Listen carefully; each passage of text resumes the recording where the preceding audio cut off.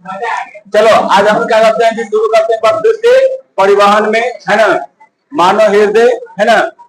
आज जो है हम लोग का क्या है, लास्ट क्लास है, मैं ज्यादा कुछ नहीं पढ़ना है, सब पढ़े हुए हैं, समझो कि इसका सही डिवीजन, समझा। देखो यहाँ पे आप पहला क्या करते हैं, रक्त वाहिनियां, हम पढ़े हुए हैं क्या। देखो रक्त वाहिनियां क्या कहते हैं, वाहिनियां मतलब क्या, नली, जेकरा द्वारा क्या जाता है जी, रक्त जाता है ना। देखो रक्त वाहिनियां क्या होता है, रक्त वाहिनियां शरीर के रक्त को एक स्थान से दूसरे स्थान तक क्या करता है, पहुंचाने, यानी पहुंचाने वाली नलिकाएं होती हैं जो हमारे शरीर में, जो हमारे परिसंचरण तंत्र का मुख्य हिस्सा होता है। मतलब क्या जी, क्या यहाँ बोला कि जो यहाँ पे रक्त वाहिनियां है ना, रक्त वाहिनियां जो है ये क्या करता है, वो ब्लड को एक जगह से दूसरी जगह पर ले जाने का कार्य करता है। काम खत्म, समझा। या कितने प्रकार के होते हैं, पहला कौन, दूसरा कौन, ठीक है। देखो ये ऊपर नीचे कर सकते हैं, इसको दूसरा बोल सकते हैं, तीसरा तो कोई इश्यू नहीं है ना। ऐसे हम दे दिए नाम, पहला दूसरा तीसरा, समझा, कोई दिक्कत। अब बता पहले जो धमनियां होती हैं, कल हम बताए थे, जो धमनियां होती हैं उससे कैसा खून जाता है, शुद्ध की अशुद्ध, एकरा से शुद्ध खून जाता है, एकरा से शुद्ध खून जाता है पूरे बॉडी में। एक अपवाद होता है, क्या होता है जी, अपवाद, जिसका नाम क्या है, फुफ्फुस धमनी। ये क्या काम करता है, ये फुफ्फुस धमनी, हाँ, ये अशुद्ध रक्त को कहां से ले जाता है जी, ये अशुद्ध रक्त को फेफड़ा में ले जाने का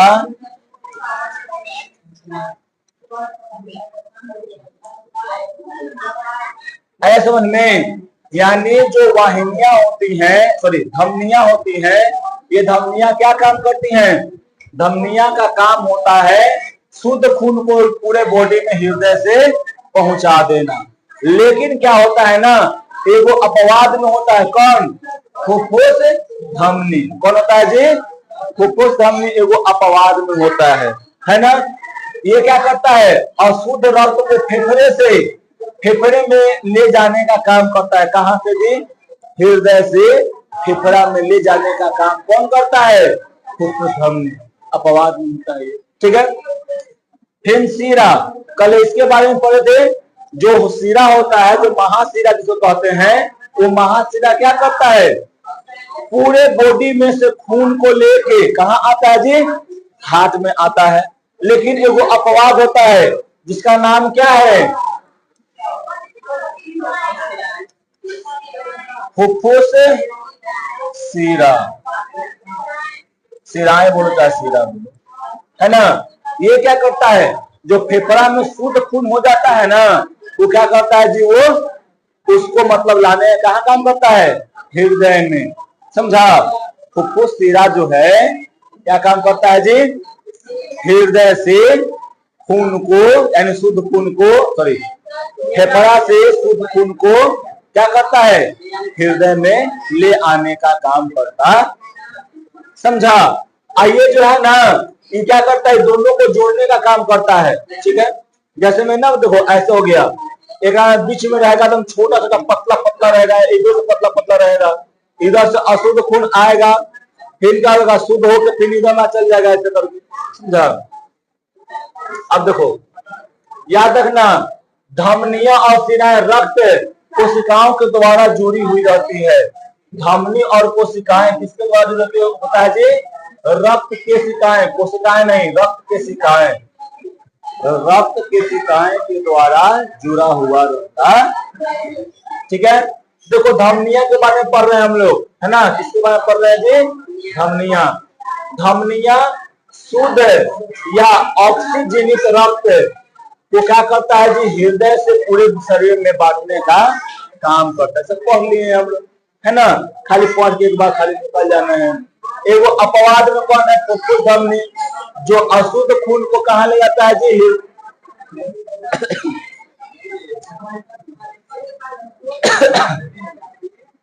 हृदय से कहाँ ले जाने का काम करता है, फेफड़ा में ले जाने का काम करता है। बस देखो ये कौन है, ये सीरा है और ये धमनी है।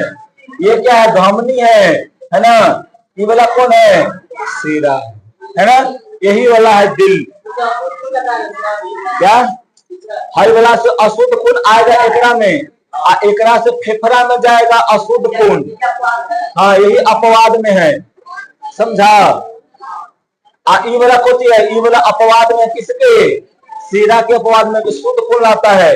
यहाँ पर देखो हर सीरा कोची कर रहा है, अशुद्ध खून को ला रहा है। हाँ, बस सिंपल छे। अब देखो यहाँ पे धमनियों की दीवारें मोटी, लचीली तथा कपाटहीन होती है। ओकरा में कोई कपाट नहीं होता है, जैसे में होता है ना तिलगली ऐसे करके होता था ना, ऐसे है ना, आधा चांद जैसा, तो वैसा एकरा में नहीं होता है। हाँ ना, एकरा में ऐसे रहता है सीधा, समझा। हाँ मुझे रहता है, सब रहता है, व्यवस्थित रहता है। ये नहीं कोई खिसकित रहता है, जहां है वहां व्यवस्थित रहता है, समझा। अब देखो शरीर के विभिन्न भाग में धमनियां बांटकर क्या करता है कि धमनिकाएं बनाता है, समझा। ये देखो यहाँ से मान लो ये कौन है, धमनी है, क्या है जी, धमनी, समझा ना। ये धमनी आएगा यहाँ से बट जाएगा, ऐसे बटेगा ना, तो हरी वाला क्या कहला जाएगा जी, धमनी कहलाएगा। क्या कहलाएगा, धमनी। आएगा में से जो बट रहा है ना, ये क्या कहलाएगा, धमनिकाएं कहलाएगा। क्या कहलाएगा, धमनिकाएं, समझा। यानी धमनियां बट कर किसका निर्माण करेगा, धमनिकाएं का निर्माण करता है। देखो यहाँ से देखो ये क्या है, मान लो कहने हाँ ये धमनिकाएं है ना, ये धमनिकाएं है। तो देखो यहाँ से बट रहा है से ना, यही क्या कहला जाएगा, धमनिकाएं, समझा। क्या कहलाएगा जी, ठीक है। देखो धमनिकाएं विभिन्न अंगों के अंदर रक्त केशिकाओं में विभक्त हो जाता है, और यही जो है ना धमनिकाएं आगे बढ़ किसमें पहुंच जाता है जी, रक्त केशिका में। ये वाला देखो, ये वाला क्या हो गया, यहाँ से यहाँ पूरा धमनी हो गया। आई धमनी यहाँ बढ़ता था, इसका नाम क्या हो गया, धमनिकाएं आगे में बढ़ेगा, एकदम छोटा छोटा पार्ट में क्या कहलाएगा, रक्त केशिकाएं। क्या कहलाएगा, रक्त के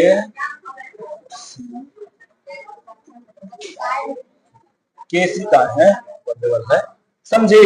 कोई दिक्कत, यहाँ पर देखो जाल जैसा यहाँ पर रचना तुमको दिख रहा है ना, है जाल जैसा रचना क्या है, रक्त केशिकाएं। कोई दिक्कत नहीं ना इसमें। देखो अब हम लोग पढ़ते हैं रक्त केशिकाएं के बारे में, है ना। तो याद रखना, रक्त केशिकाएं रक्त वाहिनियों के सबसे सूक्ष्म यानी सबसे छोटा और पतला शाखा होता है। देखो ये दोनों क्या है जी, ये दोनों तुमको क्या दिख रहा है, ये दोनों तुमको दिख रहा है क्या, इवला है क्या, बता पहले। इवला जो दिख रहा है तुमको यहाँ पे क्या है, इला धमनी। क्या है, धमनी। आएगा में हरी वाला कुछ है, ये सीरा है। क्या है, सीरा। हाँ ये जो है ना सीरा है, समझा। सीरा अशुद्ध खून, अधमनी शुद्ध खून, समझा। ब्लू में रहेगा जो क्या रहेगा, सीरा, लाल में जो रहेगा वो धमनी, ठीक है। तो यहाँ से ये बंट रहा है, आगे में है बंट क्या बना, धमनिकाएं बना, फिर उसके बाद बंट के क्या बनेगा, केशिकाएं। केशिकाएं पूरा जाल की तरह होती है ना। और ये सबसे छोटा छोटा पतला पतला दम होता है, दम पतला पतला महीन महीन, समझा। क्या होता है, एकदम महीन महीन होता है। ये धमनी और सीरा के बीच में कड़ी होता है, कड़ी मतलब जोड़ने वाला होता है, समझा। देखो होता नहीं, ये धमनी और ये सीरा, तो दोनों का जोड़ने का काम कर रहा है कि नहीं कर रहा है? कर रहा है ना। यहाँ देखो ये क्या है? धमनी, आई कौन है? सीरा, दोनों का जोड़ने का काम कर रहा है कि नहीं कर रहा है ना? यही काम करता है, यानी कड़ी का काम करता है, यानी जोड़ने का काम करता है, समझा। रक्त के सिकाएं की दीवार चपटी एपिथेलियम की अस्तर, यानी एक अस्तर की बनी होती है। किसका बना होता है जी? चपटी एपिथेलियम। ये क्या है? एक प्रकार का जंतु उत्तक है। क्या है जी? उत्तक है। क्या है? उत्तक। पढ़ा है 9th क्लास में। उत्तक नहीं होता है, कोशिकाओं का समूह को उत्तक कहते हैं, है ना। यही उत्तक है। ये क्या है? एपिथेलियम, उत्तक है। रक्त कोशिकाएं का दीवार किससे बना होता है? एपिथेलियम से बना होता है, बस इतना याद रखना, है ना। अब उसके बाद क्या है? केशिकाएं की दीवार जल घुले, केशिकाएं की दीवार जल घुले हुए भोज्य पदार्थ एवं उत्सर्जी पदार्थ ऑक्सीजन तथा कार्बन डाइऑक्साइड के लिए पारगम्य, क्या करता है जी? पारगम्य का मतलब होता है ना कि ओकरा में से आराम से निकल के जा सकता है और फिर ओकरा में से आ सकता है। चाहे छन्नी देखा है? अगर ओकरा ऊपर में से डालेंगे कोई चीज तो क्या होगा? वही चीज जाएगा जो क्या रहेगा? एकदम पतला रहेगा और छन्नी उसको जाने देगा, समझा। रक्त में रहता है भोज्य पदार्थ, जिसमें ग्लूकोज हो गया, ऑक्सीजन हो गया। ग्लूकोज, ऑक्सीजन, बहुत सारा विटामिन सब कहाँ रहता है? रक्त में मिला हुआ रहता है। और वो जाएगा तो ये कहाँ तक रहता है? जो केशिकाएं रहता है ना, ये कहाँ तक फैला हुआ रहता है? ये कोशिका तक फैला रहता है। रक्त केशिकाएं जो होता है ये कोशिका तक फैला रहता है, एकदम छोटा छोटा भाग में, समझा ना। और यही क्या करता है? वो सगरों पहुंचाने का, भोजन और ऑक्सीजन को पहुंचाने का काम करता है, ठीक। रक्त केशिकाएं के क्या है? पारगम्य गुण के कारण इसकी दीवार से होकर जल, पचे हुए भोज्य पदार्थ, ऑक्सीजन, रक्त उत्तक द्रव्य में जाता है तथा उत्सर्जी पदार्थ फिर कार्बन डाइऑक्साइड में मिलकर रक्त में चला आता है, फिर वहां से बाहर चला जाता है, समझा। उत्तक द्रव का मतलब जानता है? उत्तक द्रव का मतलब होता है लसिका। क्या होता है जी? लसिका होता है, ठीक है। अब देखो यहाँ पे क्या पढ़ना है? शिराएं के बारे में, है ना। शिराएं देखो, शिराएं अशुद्ध एवं क्या करता है जी? डीऑक्सी मतलब अशुद्ध खून को, बिना ऑक्सीजन वाला खून को क्या करता है ना कि वो शरीर के विभिन्न अंगों से लेकर हृदय में पहुंचाने का काम करता है, समझा। एक में एगो अपवाद होता है, कौन? फुफ्फुस शिरा। ये क्या करता है जी? फेफड़ा से अशुद्ध खून को लेकर कहां पहुंचाता है? फेफड़ा से अशुद्ध खून को लेकर कहां पहुंचाता है? बोलने में ऐसे हो जाता है ना। देखो ये फुफ्फुस शिरा जो है ना, क्या करता है? ये शुद्ध खून को कहां ले जाता है जी? हृदय में ले जाता है। फेफड़ा से लेके हृदय में ले जाता है, समझा। शिरा की दीवार धमनी की अपेक्षा पतली होती है, याद रखना। जो शिरा का दीवार होता है ना, वो धमनी की अपेक्षा क्या रहता है जी? पतला रहता है। एक दीवार मोटा रहेगा और एक दीवार क्या रहेगा? पतला। देखो एक किसका हो गया? धमनी का हो गया। किसका हो गया जी? धमनी का हो गया दीवार। और ऐसे देखो ये किसका दीवार हो गया?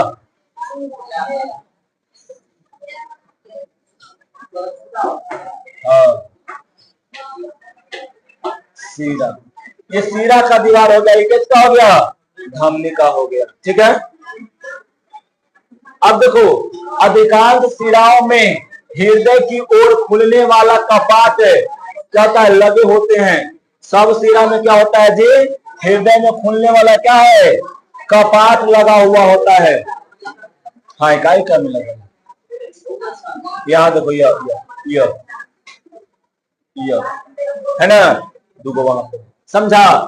कपाट केवल हृदय की ओर रक्त को क्या करता है जी, कपाट जो होता है ना वो रक्त को सिर्फ और सिर्फ हृदय के ओर ही भेजता है ना।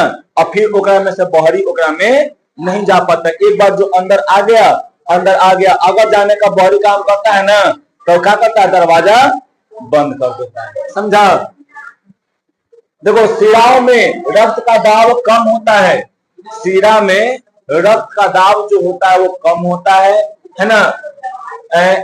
इसलिए इन कपाटों का उपयोग रक्त के लिए ही किया जाता है, समझा। यानी रक्त के एक ही दिशा में किया जाता है, समझा, प्रवाह को सुनिश्चित करने के लिए किया जाता है। यानी बोल रहा है कि इसका जो शिरा में जो रक्त का प्रवाह होता है ना, प्रवाह के कारण जो दाब उत्पन्न होता है वह दाब जो है वो बहुत कम रहता है, जिसके कारण एकरा में क्या होता है कि ये जो कपाट होता है वो रक्त दिशा को सुनिश्चित करने के लिए लगा रहता है। अब मान लो कि नहीं रक्त लगा रहता तो बैक भी तो मार सकता था वो, अब बैक मार के दिशा बदल लेता है ना। इसलिए वो एक ही दिशा को बरकरार रखने के लिए क्या रहता है जी, कपाट रहता है, ठीक है। अब है लसिका, तो लसिका को हम पढ़ा चुके हैं, है ना। एक हम थोड़ा सा खाली बता दे रहे हैं, समझा ना। देखो जैसे लसिका एक ऐसा है जी, रंगहीन हल्का पीला होता है। कैसा होता है, रंगहीन हल्का पीला होता है, समझा। पारदर्शी पदार्थ जगह में आर पर आराम से दिखाई देता है, समझा ना, है नहीं खुद से नहीं दिखाई देगा। जो उत्तक कोशिकाओं के बीच में रहता है, कहाँ रहता है जी, उत्तक। मान लो कि बहुत सारा उत्तक है ऐसे करके, तो एकरे बीच में क्या रहता है, मौजूद रहता है क्या जी, लसिका मौजूद रहता है एक बीच में से। समझी ना छोटी, समझा सोनू, ऐसे भरा हुआ रहता है क्या, लसिका भरा रहता है। देखो लसिका में WBC मौजूद होता है जो कीटाणुओं से बचाने में मदद करता है। ये क्या है, हमारे शरीर का आर्मी कहा जाता है, इसको कहा जाता है ना। इसलिए WBC क्या करता है, लसिका में भी रहता है, और लसिका से क्या करता है जी, ये WBC क्या करता है, हम लोगों पे मौजूद है। जो भी मान लो कट गया कहीं तो वहां तक कीड़ा मकोड़ा आता है, कीटाणु बहुत सारा चलाता है, तो वहां पे जाता है, लसिका पहले निकलता है, तो लसिका में रहता है WBC, और WBC क्या करता है, उसको मारने का काम करता है। देखो लसिका एक प्रकार का रक्त प्लाज्मा है, क्या जी, प्लाज्मा। देखो जब खून का प्रवाह होते रहता है ना, खून का प्रवाह होते रहता है नस से यानी कैपिलरी से, तो का में से जो प्लाज्मा होता है वो हल्का सराव करके विसरण करके वो कहाँ चलता है, कोशिकाओं के बीच में चला जाता है, वही वाला लसिका कहलाता है, समझा। लसिका से ऑक्सीजन, पचे हुए भोजन, हार्मोन हमेशा उत्तक की कोशिकाओं में क्या होता है जी, विचलित यानी जाते रहता है ना। उत्तक की कोशिकाओं से कार्बन डाइऑक्साइड, जल, उत्सर्जित पदार्थ कहा जाता है जी, जाकर फिर से खून में पहुंच जाता है। क्या हुआ, यानी देखो लसिका के द्वारा क्या होगा, ग्लूकोज ऑक्सीजन सब कहाँ जाएगा, कोशिका में, और कोशिका में से जो अपच पदार्थ रहता है वो निकल के फिर लसिका के द्वारा किसे मिल जाता है, ब्लड में, और फिर वो बाहर निकल जाता है ना। देखो लसिका में रक्त की अपेक्षा प्रोटीन की मात्रा बहुत कम होता है, रक्त में प्रोटीन का मात्रा ज्यादा रहता है और लसिका में प्रोटीन का मात्रा कम रहता है, समझा। अब देखो रक्तचाप, ब्लड प्रेशर, समझा। तो ब्लड प्रेशर में जो क्या है कि महाधमनी, महाधमनी जानता जो जानता है तो मिला, ये क्या है, महाधमनी, है ना। तब महाधमनी एवं उनकी मुख्य शाखाओं में रक्त प्रवाह का दबाव रक्तचाप कहलाता है। क्या कहलाता है जी, यानी महाधमनी में जितना तेजी से रक्त बहेगा ना, और उसी को क्या करेगा, यहाँ से तो यहाँ से तो यहाँ से क्या करेगा, वो नापता है, समझा। और उसको जो नाप कर क्या करते हैं हम लोग जी, रक्तचाप को बता पाते हैं, समझा। रक्तचाप वह दबाव है जो हृदय द्वारा पंप किए गए रक्त के कारण धमनियों की दीवार में पड़ता है। यानी जैसे ही ब्लड क्या करता है यहाँ से ऐसे पंप करता है ना, तो जितना कितना तेजी से हो रहा है ना, कितना तेजी से धमनी में जा रहा है, समझा। वही वाला क्या करता है जी यहाँ पे ब्लड, या वही प्रेशर जनरेट करता है। कैसे होता है, यहाँ से हम किसी को ढकेल रहे हैं तो कितना प्रेशर में ढकेल रहे हैं, है ना, वही क्या कहलाएगा, वो जो नापेंगे उसको वही क्या कहलाता है, वहां पे दबाव कहलाता है, दाब कहलाता है। वही क्या कहलाता है यहाँ पे, रक्तचाप कहलाता है, ठीक है। यह हृदय के संकुचन और शीतलन के दौरान होता है ना। जब हृदय फैलता है, सिकुड़ता है, तभी जाके क्या होता है, रक्तचाप वहां पे हमको देखने को मिलता है। देखो हृदय क्या है, वो तो बता चुके हैं हम, केंद्रीय पंप है जो रक्त को धमनियों द्वारा पूरे शरीर में परिसंचरण यानी सर्कुलेशन यानी परिवहन करने का कार्य करता है ना। अब देखो उसके बाद रक्त पर दबाव नलियों रक्त पर दबाव नीलयों यानी नीलय है ना के संकुचन से उत्पन्न होता है। जो भी रक्त में दबाव उत्पन्न होता है ना, संकुचन करने से होता है। जैसे संकुचन करेगा, ब्लड मारेगा ऊपर में एकदम धड़ाक से, है ना, और जितना तेजी में मारेगा उतना ही उसका ब्लड प्रेशर हाई रहेगा, समझे। यह दबाव सिस्टोलिक यानी प्रेशर, सिस्टोलिक प्रेशर के कारण होता है।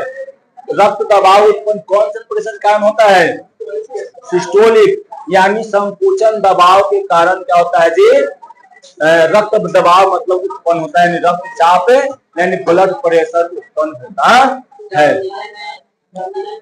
संकुचन तब क्या होगा, ब्लड प्रेशर जनरेट होता है, समझा। उसको क्या कहते हैं, सिस्टोलिक प्रेशर भी कहते हैं या संकुचन दाब भी कह सकते हो उसको, ठीक है।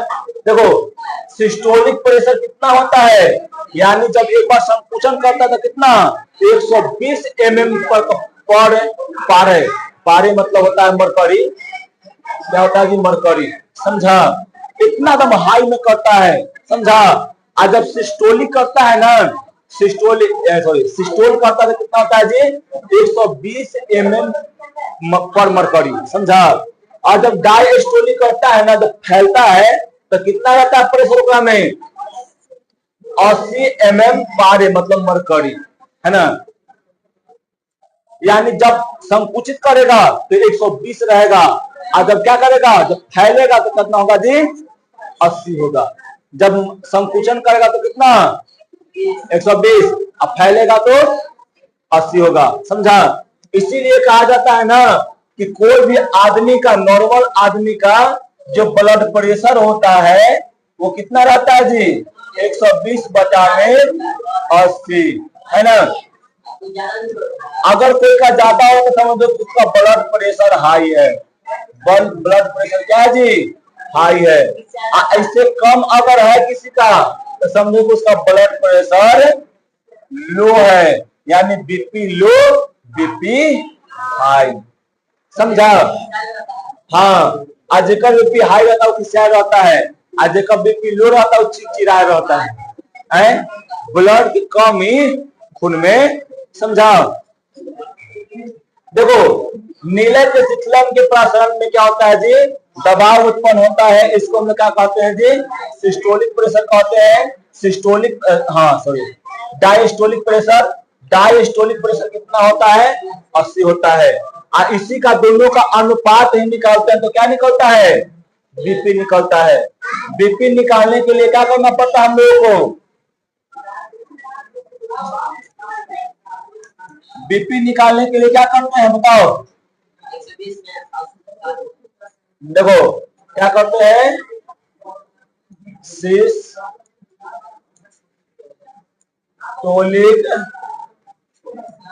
प्रेशर, अब बताना क्या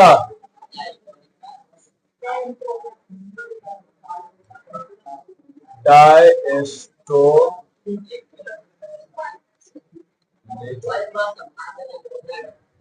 है ना।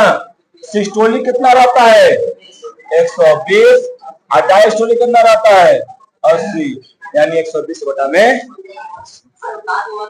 अनुपात तो लिए नहीं। हाँ इतना ही रहता है, अनुपात का छट मत करना है, साइंस है मैथ नहीं है, ठीक है, समझा ना।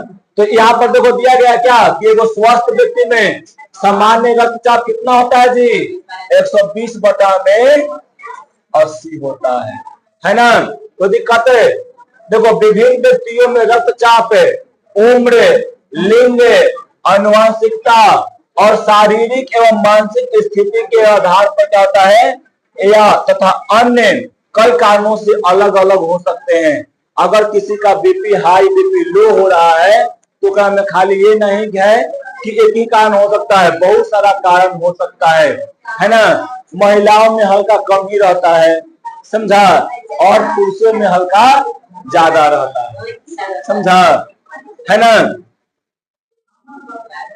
अब देखो यहाँ पे रक्तचाप को मापने के लिए एक विशेष उपकरण का उपयोग करते हैं जिसको क्या कहते हैं जी, हिंदी में कहते हैं रक्त दाब मापी। बताते हैं तुमको हमें, देखो तो पहले रक्तचाप नापने वाला मशीन को क्या कहते हैं, हिंदी में कहते हैं रक्त दाब मापी, और हिंदी में इंग्लिश में क्या कहते हैं जी एस्फिग्मो मैग्नोमीटर। देखो यही वाला क्या है एस्फिग्मो मैग्नोमीटर,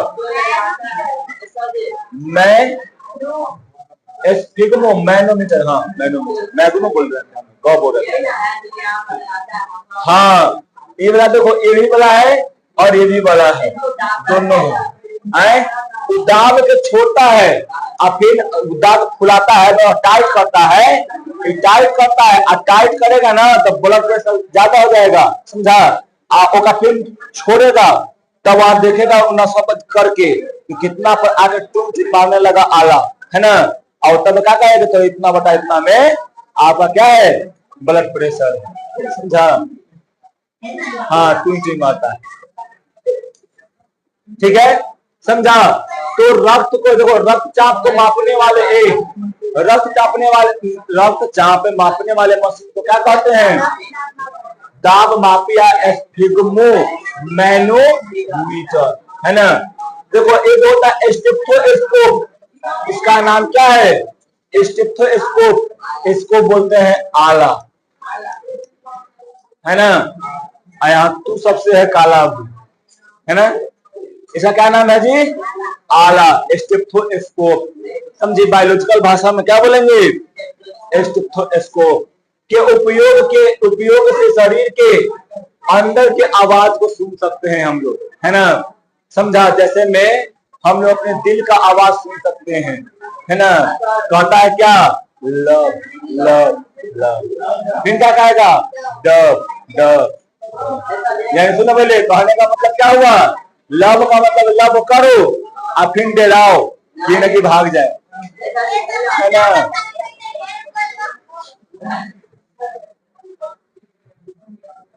अब लड़की को लड़की हो बेटी करेगी तो ब्याह ना हो, है ना, आखिर जमाने खराब। देखो जब उसके बाद सामान्य से लकड़ी सांद्रो सामान्य से अधिक उच्च रक्तचाप क्या कहलाता है जी हाइपरटेंशन। जब 120/80 से ज्यादा ब्लड प्रेशर हो जाता है तो क्या कहते हैं उसको हाइपरटेंशन, यानी बीपी हाई। क्या बोलेंगे जी बीपी हाई, है ना। बीपी हाई लगे तो बताते हैं क्या करेंगे आगे। देखो ये हाइपरटेंशन कैसे होता है जी, यानी बीपी कैसे बढ़ता है तो मानसिक चिंता, ज्यादा टेंशन लेने से, है ना, उत्सुकता, कभी कभी देखना कभी कभी इतना कोई खुशी होता है ना तो हार्ट अटैक आ जाता है, समझा। बहुत लोगों को कभी कभी इतना खुशी होता है कि हार्ट अटैक आता है, या बहुत लोग कभी कभी इतना डरा जाता है ना उसको हार्ट अटैक आता है, और कभी कभी कोई इतना गुस्सा हो जाएगा ना कि एकदम उसको हार्ट अटैक आ जाएगा। हमारे गांव में ऐसे आदमी मर गए हैं पिछले साल दिसंबर में, वो अपन बेटा पर इतना ज्यादा खिसियाए ना, इतना ज्यादा खिसियाए कि लगले बीपी क्या हो गया, हाई हो गया, खत्म हो गया। समझा? बीपी लगले हाई होता है, खत्म। आएगा में क्या होता है, बीपी हाई में दो तरह से होता है। समझा? एक में क्या होता है ना कि ब्लड जम जाता है, और जैसे ही ब्लड जमेगा ना तो क्या हो जाएगा, हार्ट स्ट्रोक आएगा, और क्या कर जाएगा, जब यहाँ पे पूरा दर्द हो जाएगा। कितना तेजी से दर्द होगा ना कि असहनीय रहेगा, और आदमी का प्राण छूट जाता है। हाँ,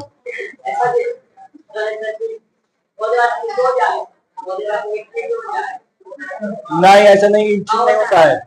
एक में कंट्रोल करना पड़ता है, प्रिवेंशन ठीक नहीं होता है। देखो, हाइपरटेंशन की अवस्था में कभी कभी रक्त वाहिनियां फट जाती है। क्या होता है जी, फट। ज्यादा तो टेंशन हुआ, ज्यादा गुस्सा आया, ज्यादा खुशी हुआ, ब्लड का प्रेशर, ब्लड दम तेजी से क्या कर देगा, दौड़ने लगेगा, और कहीं कहीं क्या होगा, फाड़ देता है नस को, नस फट गया हृदय का, तो क्या कर जाएगा, सब ब्लड एने बह जाएगा, ब्लॉक कर जाएगा, नस ब्लॉक कर जाएगा। जैसे ब्लॉक करेगा ना, समझो कि तुम्हारा जीवन ब्लॉक है ना।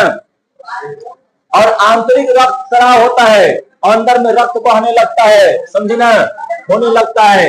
इसके कारण हृदय घात यानी हार्ट स्ट्रोक आता है, और आदमी चला जाता है। अब फिर गाना गाता है सबका कि चला गया चांद कहां, आसमां को छोड़ के खुशियां रो रही है। हाँ। क्या डेरा नहीं रहे, पढ़ा रहे हैं। देखो, हाइपरटेंशन के कारण जबकि मस्तिष्क की रक्त कोशिकाएं फट जाती है। देखो, अगर हृदय में कभी कभी हाइपरटेंशन होता है ना, जब बढ़ जाता है, बीपी बढ़ जाता है ना, तो कभी कभी दिमागों के नस फट जाता है। समझा? और दिमाग के जब नस फट जाएगा ना, वहां ब्लीडिंग होने लगेगा। समझा? और दिमाग हैंग करने का होता है संभावना। समझा? तब मस्तिष्क रक्त उसके साथ ऑक्सीजन और पोषण उचित मात्रा में नहीं मिल पाता है, और क्या होता है जी, दिमाग काम करना बंद कर देगा। और दिमाग काम करना जब बंद करेगा तो क्या हो जाएगा, आदमी चल जाएगा, है ना। अब देखो, हार्ट अटैक के कारण क्या है ना, क्या है जी, हाई कोलेस्ट्रॉल, ज्यादा फैट वाला सब सामान खाता है लोग, मोटा हो जाता है ना। समझा? मोटा हो गया आदमी, नस चौंक गया, है ना, नस चौंक गया। मान लो कि देखो, जाना था इतना मोटा में से, नस में से जाना था ब्लड, आई नस दोनों पर चौंक के कितना हो गया जी, चौंक के ऐसे हो गया है। अब क्या होगा, अब होगा ना कि एक में से रक्त जो होगा जाएगा नहीं बढ़िया से, यहाँ पर क्या कर जाएगा, आके जम जाएगा नस, सर यहाँ पे खून आगे क्या हो जाएगा, नस में खून आगे क्या कर जाएगा, यहाँ पे जम जाएगा। जमना जमेगा नहीं, जमे वाला थक्का, हाँ थक्का हो जाएगा। क्या हो जाएगा जी, थक्का हो जाएगा। समझा? यहाँ पर आगे पूरा क्या कर जाएगा, थक्का हो जाएगा।